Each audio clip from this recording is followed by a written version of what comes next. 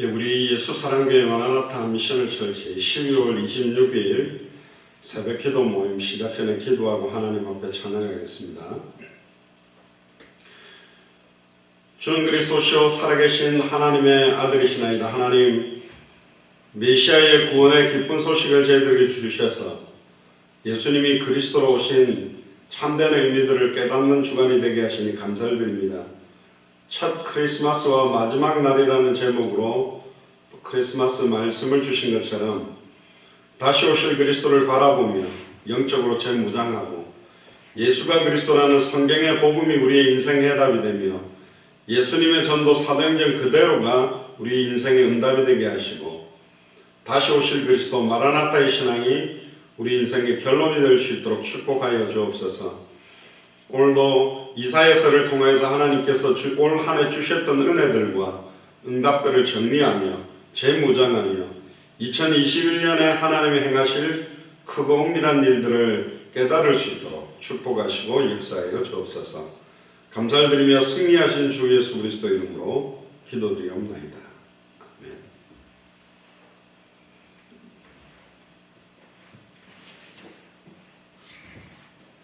크리스마스가 하루 지났습니다만은 126장 천사 찬송하기를 통일 찬송가도 126장입니다. 영광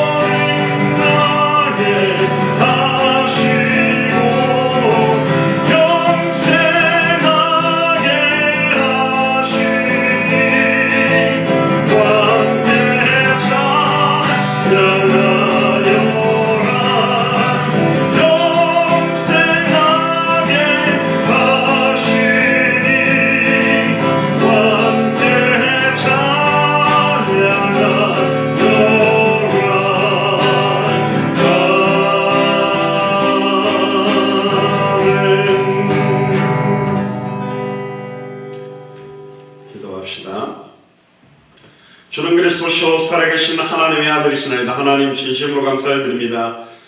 2020년 한 해 동안 하나님께서 저희들에게 주신 크신 응답과 또 축복들, 코로나19 시간표를 통하여 하나님이 저희들에게 주시는 경고를 이사야서를 통하여서 듣게 하시니 감사를 드립니다. 2021년에 시작되어지고 펼쳐지게 될 하나님의 절대주권 아래서 진행될 모든 일 가운데 성경의 복음만을 말하며 성경대로 전도하며 성경의 끝을 향하여 우리의 인생을 온전히 드릴 수 있도록 우리 예수 사랑교회 마라나타 미션을 절치의 모든 교육자들과 중직자들과 성도들을 축복하여 주옵소서. 감사를 드리며 승리하신 주 예수 그리스도의 이름으로 기도드리옵나이다. 아멘.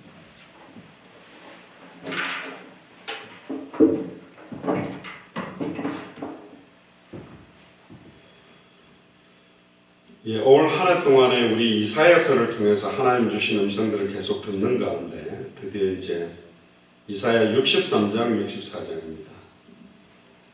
이번 주일까지 해서 66장 전체를 이제 보게 되죠. 어떻든 저와 여러분들이 올 한 해에 성경 66장 정도를 같이 읽었다는 것도 큰 거고요. 특별히 이사야서에서 여러분들이 계속 들어보시면 다른 말이 없어요. 똑같아요. 계속 매장마다 이스라엘 백성들의 추악하고 더러움, 빨리 회개하고 돌아와라. 내가 원수들을 무너뜨리겠다. 결국은 메시아를 통해서 내가 친히 이스라엘 거룩한 자를 통해 역사하겠다. 왜 이렇게 계속 똑같은 말이 이렇게 계속 돌지? 왜 이사야는 계속 이렇게 똑같은 말을 하지? 사도 바울도 그런 이야기를 했습니다. 내가 너희들에게 같은 말을 쓰는 것이 내게는 수고로움이 없고 너희들에게는 안전하니라. 똑같은 말을 하는데도 불구하고 이스라엘 민족들이 깨닫지 못하였습니다.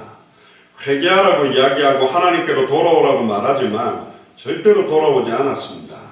그래서 사실은 이 경고를 66장을 들여서 이사야가 강력하게 기록하고 전달하지만 그들은 하나님 앞에 돌아와서 회개하지 않았습니다. 회개한다고 그래도 일시적으로 자기들에게 몰아치고 있는 이 저주재앙을 피하기 위한 면피받기 위해서 회개하는 척했지 금방 우상숭배로 돌아가고 금방 죄악을 짓는 결국은 전적으로 부패된 인간의 모습을 보여주는 겁니다. 오늘 이사야 63장의 주제는 그들의 구원자가 되사 여호와께서 그들의 구원자가 되사 그들의 모든 환난에 동참하시겠다.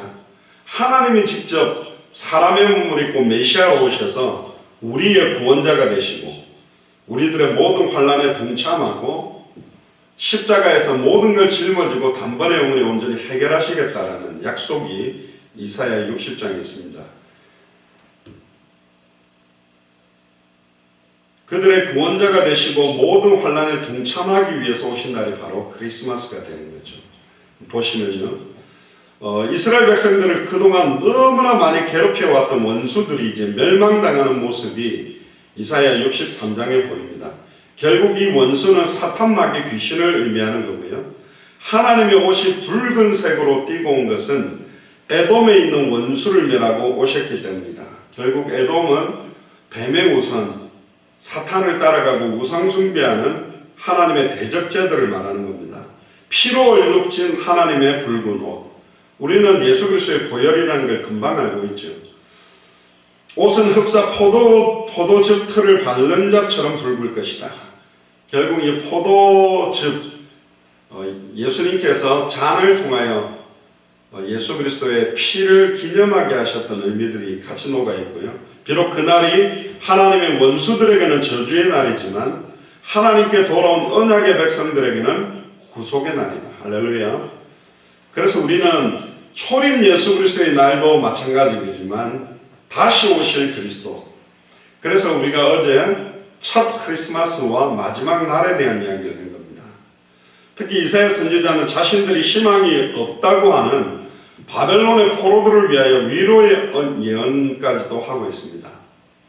결국은 애굽, 아수르, 바벨론, 로마 모든 나라들을 하나님이 흥하게도 하고 하나님이 무너지게도 만들어서 결국은 누구를 향한 계획이냐?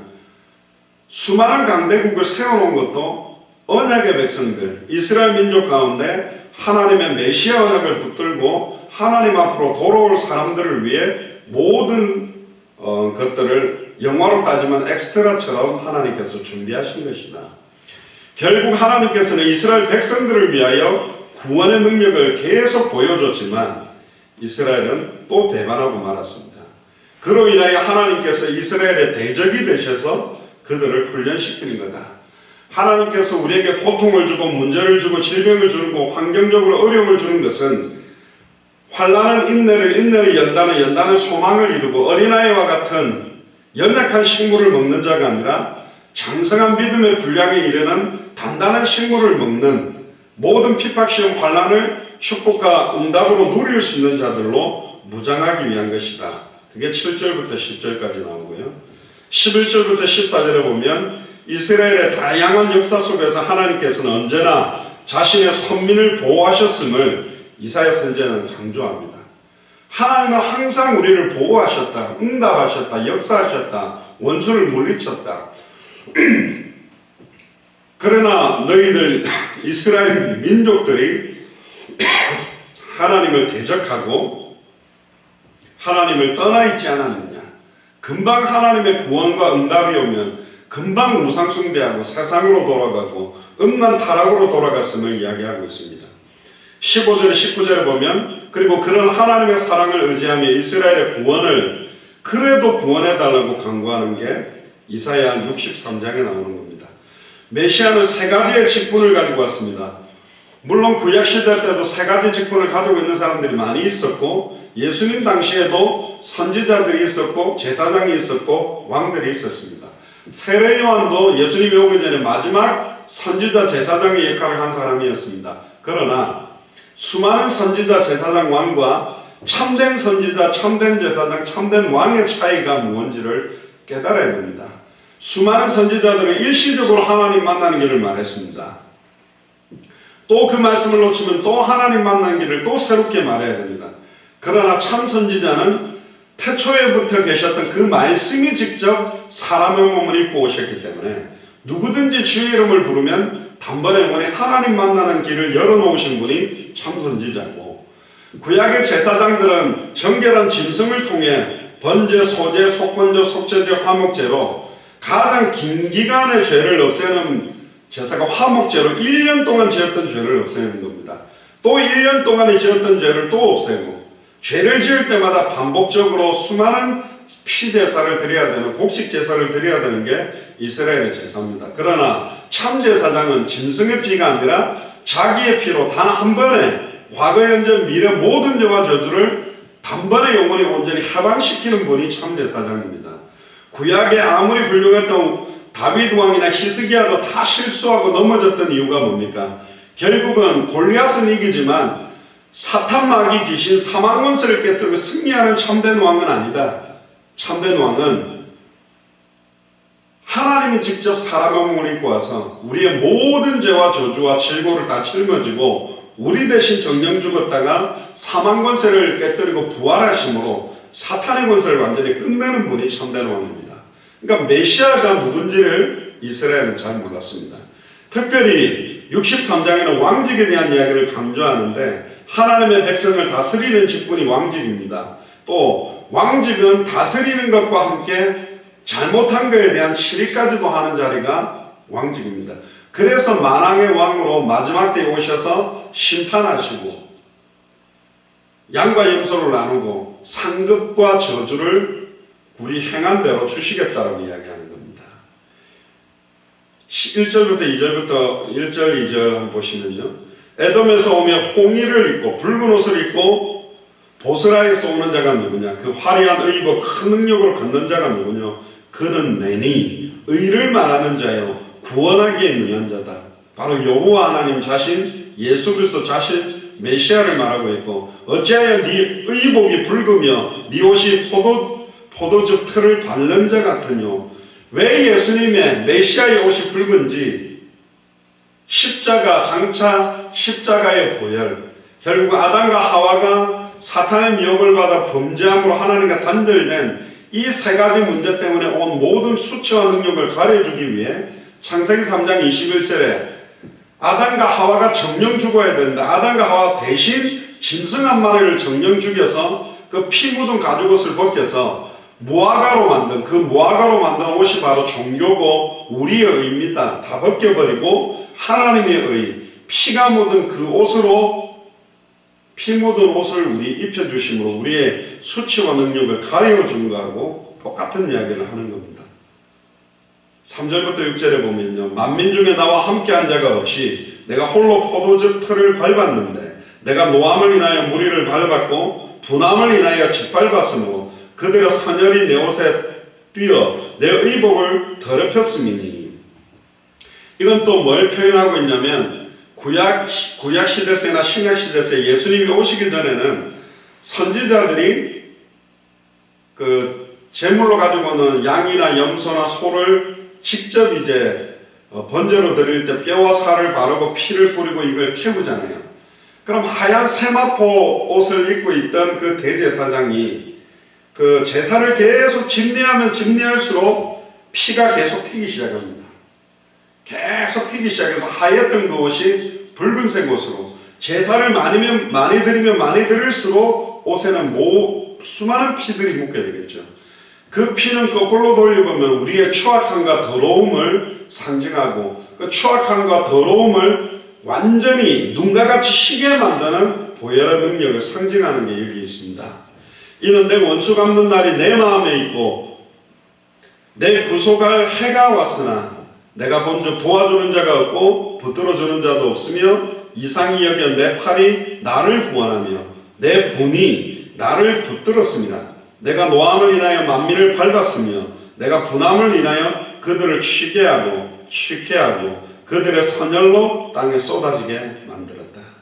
결국은 십자가의 보혈이 성소 문지방에 흘러나온 물이 모든 땅으로 흘러가므로 모든 것들을 소성케 한 것처럼 예수 그리스도의 보혈, 십자가의 보혈, 예수가 그리스도라는 성경의 복음이 흘러들어가서 이 땅을 덮을 때, 노아 시대 때는 물로 바다를 덮었지만 마지막 때는 물로 심판하지 아니하고 불로 심판한다. 성령의 불, 성령의 역사, 성령의 복음에 대한 내용들이 모든 땅에 다 증언되고 나면 주님이 오시겠다는 이야기입니다.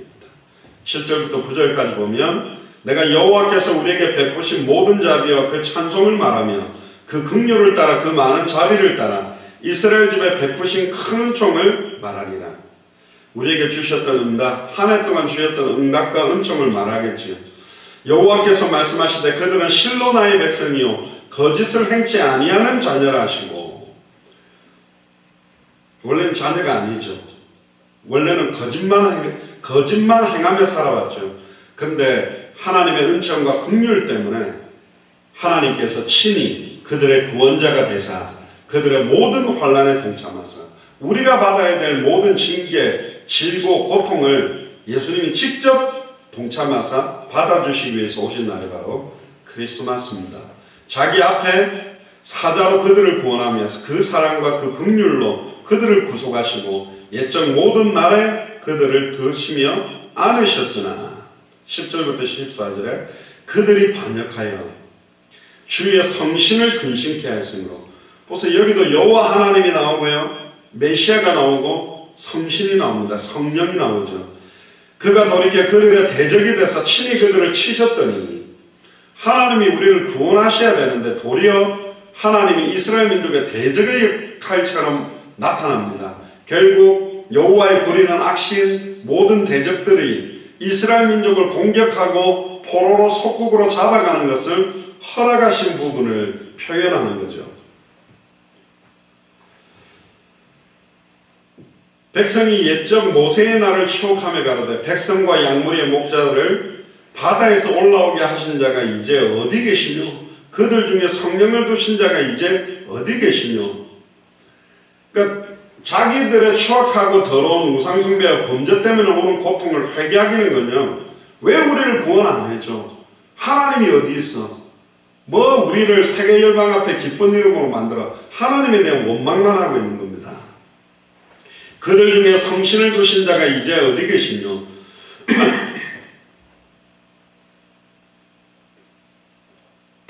그 영광의 팔을 모세의 오른손과 함께 하시며 그 이름을 영영케 하게 하사 그들 앞에서 물로 갈라지게 하시고 출애굽에 대한 홍해 앞에서의 역사죠. 그들을 기쁨으로 인도하시되 말이 광야에서 행함과 같이 넘어지지 않게 하신 자가 이제 어디 계시뇨?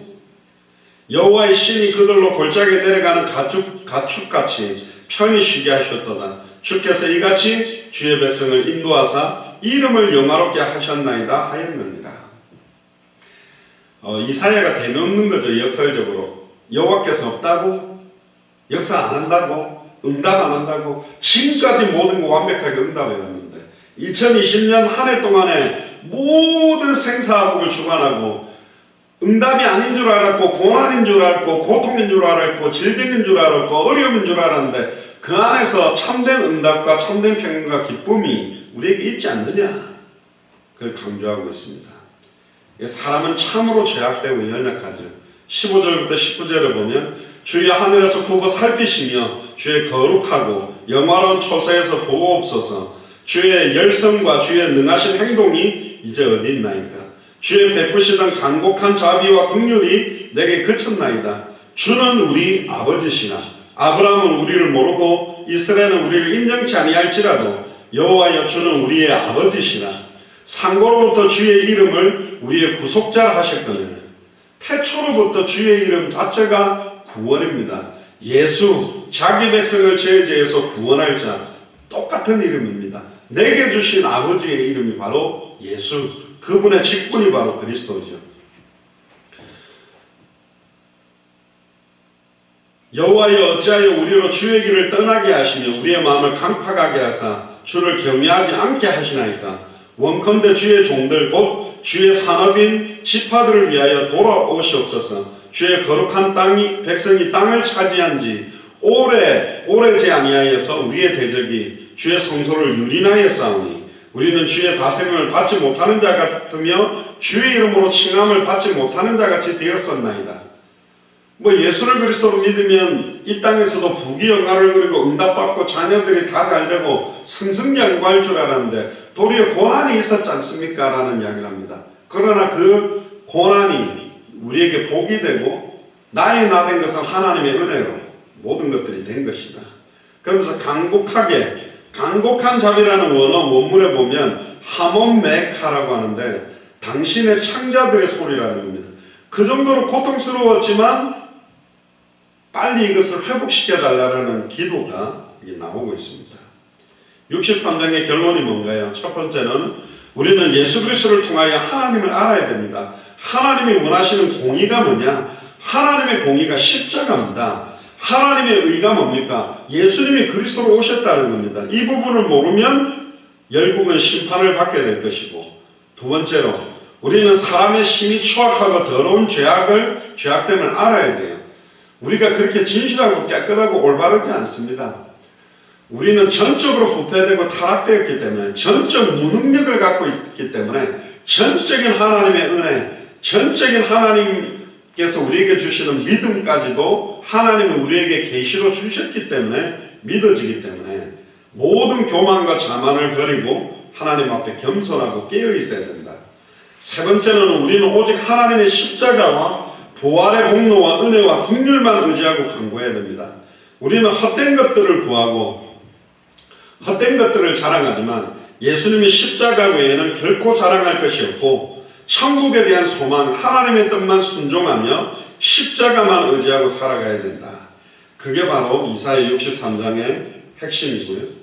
이사야 64장에 보면 주의 대적으로 주의 이름을 알게 하시며 열방으로 주의 앞에서 떨게 하옵소서. 이게 바로 메시아의 사역, 크리스마스의 의미, 예수가 그리스도는 그 이름의 의미를 대적들, 사탄 마귀 귀신이 알게 하는 거고, 열방으로 주의 앞에서 떨게 하는 모든 족속 천하만민 땅끝 200개 나라와 2000개가 넘는 미전도 부족국가에 있는 모든 우상 숭배자 하나님을 대적하는 불신자들 종교인들이 두려워 떨며 야 진짜 예수님이 그리스도구나, 진짜 하나님이 살아계시구나, 그렇게 될 거라는 언약이 64장에 나옵니다. 이방 나라에 계속 포로 속국이 되어서 생명을 겨우겨우 유지해왔던 이스라엘, 그러나 그 남은 자들이 하나님께 간절하게 기도하는 겁니다. 그러니까 63장에 이어 64장은 하나님이 그 가운데서도 남은 자들을 두셨다. 자기의 부정함을 깨닫고 하나님께서 그들의 적을 무찔러 달라고 기도합니다. 특히 1절부터 7절까지는 하나님의 심판이 가지고 있는 특성을, 또 자기의 지난날의 죄를 인식하고 깨닫는 것이 나타나거든요. 그러면서 남은 자는 하나님을 아버지라고 표현하기도 하고 토기장이라고도 표현하고 있습니다. 결국 모든 것이 우리의 무능력한 우리의 의사와 관계없이 하나님은 단독적으로 다 처리하지만 하나님은 우리를 존중히 여기고 인격체로 또 자기 백성의 뜻을 들으시며 이것들을 진행하고 있습니다. 부모가 자식 키울 때 뭐 잘못했을 때 절대 못하게 하지요. 막 인터넷 게임에 빠지면 절대 하지마 이러고는 조금 말 잘 듣는다 싶으면 1시간만 해. 또 막 뭐 아빠 엄마 돈 훔쳐가지고 나쁜 짓 했는데 절대로 용돈 안 줄 거다 그랬는데 또 뭐 간식 같은 거 못 먹고 가만히 있는 거고 뭐 하나 사 먹으려고 용돈 주는 거죠. 하나님 마음이 똑같아요. 그러니까 하나님이 단독적으로 모든 것들을 진행할 수 있지만 그 울부짖는 기도 아버지기 때문에 들으시고 또 응답해 주는데 응답해 주니 또 살 것 같은 거 딴짓하고 또 부모를 속이는 모습, 그게 그대로 나타나는 겁니다. 1절부터 2절까지 보면 원컨대 주는 하늘을 가르고 강림하시고 주의 앞에서 산들로 진동하기를 불이 섭을 사르며 불이 물을 끓임 같게 하사 주의 대적으로 주의 이름을 알게 하시며 열방으로 주의 앞에서 떨게 하옵소서. 사탄 마귀 귀신의 권세 무너지게 하시고 세계의 모든 열방이 주의 앞에 떨 수 있는 것, 이게 바로 세계복음화에 대한 간구의 기도입니다. 주의 이름을 알게 하옵소서. 하나님의 이름, 왜 예수님이 그리스도인지 그 이름을 알게 하기를 원하는 기도입니다. 이게 기도의 핵심이죠. 3절 4절 보면 주께서 강림하사 우리의 생각 밖에 두려운 일을 행하시던 그때에 산들이 주의 앞에서 진동하였사오니 주 외에는 자기를 앙망하는 자를 위하여 이런 일을 행한 신을 예로부터 들은 자도 없고 귀로 깨달은 자도 없고 눈으로 본 자도 없었나이다. 무당이 섬기는 무슨 천상보살 동자선녀가 무슨 큰 홍해바다를 건너서 수십만 명을 갖다가 구원한 역사를 본 적이 있습니까? 시대의 최고의 강대국을 전부 홍해에다가 몰아넣어서 죽게 만들고 홍해를 마른 땅처럼 밝게 한 신이 어디 있습니까? 그 무당 앞에 가갖고 기도할 일이 아니라니까. 구름 기둥으로 불 기둥으로 인도하시고 동풍을 불어서 그 수십만 명 메추라기를 먹이시고 농사를 짓지 않는데 하늘에서부터 만나를 내려서 40년 동안 먹게 만드시고 신발과 옷이 헤어지지 않게 한 신이 어디 있었습니까? 태양을 만들고 달을 만들고 지구를 만들고 바다를 만들고 그 안에 모든 물고기들의 생사하고 참새 한 마리가 떨어지는 것도 하나님의 허락하지 않으면 떨어지지 않는다 그랬습니다. 전에 말했죠. 하나님 외에 다른 건 신 아닙니다. 신이라고 생각하고 섬기는 그 귀신은 피조물들이라니까. 처음부터 거짓말쟁이요 속이는 자들이 거기 앞에 엎드리고 있는 것입니다. 그러니까 하나님이 얼마나 분노하시겠습니까? 5절에 보세요. 주께서 기쁘게 의를 행하는 자와 주의 길에서 주를 기억하는 자를 선대하시거늘 우리가 범죄함으로 주께서 진노하셨사오니 이 현상이 이미 오래사오니 우리가 어찌 구원을 얻을 수 있으려. 우리는 하나님의 진노만 일으키고 하나님의 의를 행한 적도 없고 하나님의 말씀을 청종하여 들은 적도 없기 때문에 우리는 구원 얻을 회복될 가능성이 없는 전적으로 망해야 될 존재라고 인정하는 겁니다. 그러면서 6절에 7절에 대저 우리는 다 부정한 자 같아서 우리의 의는 다 더러운 옷 같으며 내가 예전에 주를 위해 뛰었고 이렇게 헌신했고 교회를 지었고 이런 일들을 해왔고 그거 자체를 자랑하는 게 더러운 옷을 자랑하는 것과 똑같다. 우리는 다 쇠폐함이 잎사귀 같으므로 우리의 죄악이 바람같이 우리를 몰아가나이다.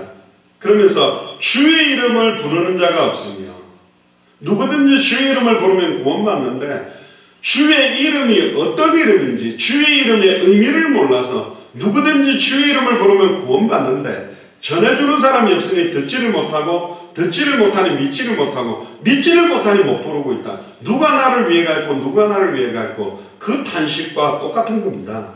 스스로 분발하여 주를 붙잡는 자가 없사오니, 스스로 분발해서 주를 붙잡으려고 하는 몸부림이 사실은 종교적인 몸부림이죠. 하나님의 은혜가 아니면 분발할 수도 없고 하나님의 은혜가 아니면 붙잡을 수도 없습니다. 이는 주께서 우리에게 얼굴을 숨기시며 우리의 죄악을 인하여 우리로 소멸되게 하셨습니다. 하나님이 얼굴을 숨긴 게 아니고 하나님이 우리를 소멸시킨 게 아닙니다. 우리가 하나님의 얼굴을 볼 수 없는 죄 가운데 하나님과 우리 사이를 갈라지게 만들었고 우리 스스로가 소멸되는 짓을 해온 게 바로 우리들의 모습입니다. 그게 저와 여러분들의 전적 부패성과 무능력을 이야기하고 있는 거죠. 그래서 예레미야도 17장 9절에 만물보다 거짓되고 심히 부패한 것은 마음이다. 누가 능히 이를 알리오마는, 모른다는 거죠. 예레미야 13장 23절에 구수인이 그 피부를 표범이 그 반점을 변할 수 있느뇨. 할 수 있을진데 악에 익숙한 너희도 선을 행할 수 있으리라. 이 말은 선을 행할 수 있다라는 말이 아니고 역설적으로 말하는 겁니다. 흑인이 그 피부를 하얗게 바꿀 수 있냐? 물론 요즘 수술에 막 바꿔도 막 그렇죠. 표범이 자기의 그 반점들을 없앨 수 있겠냐? 악에 익숙한 너희들도 선을 행할 수 있으리라. 이 말은 절대로 너희들은 선을 행할 수 없다, 그 말입니다. 그래서 메시아만 이 문제를 해결할 수 있는 거예요. 8절 9절에 그러나 여호와여 주는 우리 아버지시니이다. 우리는 진흙이요 주는 토기장이시니 우리는 다 주의 손으로 지으신 것이라. 여호와여 과히 분노하지 마옵소서. 죄악을 영영히 기억하지 마옵소서. 고아오니 보시옵소서. 우리는 다 주의 백성. 맞습니다. 우리는 너무 추악하고 더러운 것 쪄들어서 살고 있는데, 그러나 우리는 다 주의 백성 아닙니까? 하나님의 아들 아닙니까? 딸입니까? 저희들을 구원해 주시옵소서. 그런 간구가 이사야 64장입니다. 10절 12절에 보면 주의 거룩한 성읍들이 광야가 되었으며 시온이 광야가 되었으며 예루살렘이 황폐하였나이다. 우리 열조가 주를 찬송하던 우리의 거룩하고 아름다운 전이 불에 탔으며 우리의 즐거워하던 것이 다 황무하였나이다. 여호와 하나님이 살아계시고 창조주라면 왜 하나님의 성전이 무너집니까? 왜 하나님의 선택받은 백성이 그렇게 고통받습니까? 하나님이 무능해서가 아니에요. 하나님이 허락한 겁니다. 일평생 사단에게 매여 종로로 다는 걸 허락했던 거예요. 왜? 우리의 추악함과 더러움 때문에. 결국 우리의 힘으로는 대적을 이길 수도 없고 참된 예배의 의미, 피제사의 의미를 모르고 성전에 모였던 그 성전도 다 무너뜨려버린 겁니다. 진짜 예수가 그리스도란 참된 의미, 내 집은 만민이 기도하는 집으로 참된 성전의 의미, 고린도전서 3장 16절에 너희가 하나님의 성전인 것과 하나님의 성령이 너희 안에 거하는 것을 알지 못하느냐. 하나님의 성령이 임한 자가 드리는 예배가 참된 예배예요. 예수를 그리스도로 알고 믿고 영접한 자들이 모이는 곳이 성전인데 그 의미를 모르고 피만 뿌려대고 아예 제사만 해대고 마당만 형식적으로 와서 밟고 나가는 그런 성전, 그런 예배라면 내가 받지 않겠다고 다 무너뜨렸던 거죠. 그걸 못 깨달았습니다. 수많은 이스라엘 민족들이 수천 년 동안 여호와여 일이 이러하거늘 주께서 오히려 스스로 억제하시리까, 주께서 오히려 잠잠하시고 우리로 심한 괴로움을 받게 하시리까. 그러니까 그 두 사이에서 계속 강구가 일어나는 겁니다. 하나님의 절대주권 아래 하나님의 일들을 진행하지만 그래도 남겨두고 그 남겨둔 자들에게 은혜를 줘서 그들이 응답받고 축복을 받으면 또 악하게 변질되고 하나님을 대적하고 세상을 따라가는 반복적인 모습들이 이스라엘 민족입니다. 결론입니다. 이사야 64장에서는 첫 번째는 하나님께서는 두려운 절대주권적 섭리자이다. 진짜로 자녀를 사랑하기 때문에 매를 드는 것처럼 우리가 하나님의 뜻과 하나님의 소원대 향하여 가지 않을 때는 책망을 하나님 주시는 거다. 그게 축복임을 깨닫게 되기를 주의 이름으로 축복합니다. 두 번째로 사람은 심히 전적으로 부패된 존재다. 그걸 깨달아야 됩니다. 로마서 8장 7절에 8절에 육신의 생각은 하나님과 원수가 되나니 이는 하나님의 법에 굴복치 아니할 뿐 아니라 할 수도 없다. 육신의 생각 가지고는 안 된다. 육신에 있는 자들은 하나님을 기쁘시게 할 수 없다. 저와 여러분들은 전적 부패되었고 무능력해졌던 존재였습니다. 그러나 크리스마스로 십자가의 죽음과 부활로 승천 이후에 오순절 마가의 집 다락방에 성령이 임하고 난 다음에 우리는 의롭다 인정을 받게 됐다니까요. 친의, 의롭다 인정받은 존재지 우리의 모든 행동 하나, 말 하나, 마음 하나가 의롭지 않잖아요. 지금도 죄악된 모습, 죄악된 것들을 이야기하고 죄악된 짓을 할 수 있죠. 그러나 우리를 구속했어요. 그래서 은혜라고 그러는 거죠. 마지막 세 번째로 우리는 오직 예수 그리스도를 통하여 하나님의 긍휼의 손길만 의지해야 된다. 그래서 은혜 아니면 살아갈 수가 없네. 우리를 만드신 분, 우리는 진흙인데 우리를 만드신 토기장이가 바로 하나님입니다. 나의 나 된 것은 하나님의 은혜로 된 것이라니까요. 그래서 이 토기장이로 의해 만들어진 질그릇 같은 우리 안에 보배가 담겼기 때문에 능력의 힘이 큰 것이 우리에게 있는 것이 아니라 그리스도께 있다. 그래서 우리의 구원은 오직 예수를 그리스도로 믿는 믿음으로 오직 하나님의 긍휼 때문에 완성된 것이다. 그걸 깨닫고 올 한 해를 마무리하면서 2021년에는 하나님을 대적하고 하나님 앞에 범죄하는 모습보다는 진짜 하나님의 마음을 기쁘게 하고 진짜 찬송처럼 하나님이 기뻐 찬양하고 예수님이 기뻐 찬양하는 일들이 일어나게 되는 그 일에 여러분들이 스포트라이트를 받는 가장 주역이 되기를 주의 이름으로 축복합니다. 기도합시다. 오늘 말씀 붙들고 기도하면서 개인적인 기도 시간을 갖겠습니다. 기도합시다. 주는 그리스도시요 살아계신 하나님의 아들이시나이다. 하나님, 이사야 63장 64장을 통해서 우리에게 동일하게 같은 말로 이사야 66장 전체를 통하여 지속적으로 주시는 말씀의 핵심을 깨닫기를 소원합니다. 모든 것들이 하나님의 절대 주권 아래 완벽하게 진행되고 있음을 찬양을 드립니다. 다시 오실 그리스도의 시간표가 앞당겨지고 있음을 찬양을 드립니다. 하나님, 영육으로 무장하기를 소원하고 우리의 모든 인간적이고 육신적인 요소, 육신의 생각을 내려놓고 정말로 주와 복음으로 무장되어지며 보고된 것을 말하지 않고는 견딜 수 없는 성경의 복음의 증인으로, 성경의 전도의 증인으로, 성경의 끝의 증인으로 서도록 축복하여 주옵소서. 감사를 드리며 승리하신 주 예수 그리스도의 이름으로 기도드리옵나이다. 개인별로 기도하는 시간 가지시기를 바랍니다. 이상으로 새벽 모임 마치겠습니다. 감사합니다.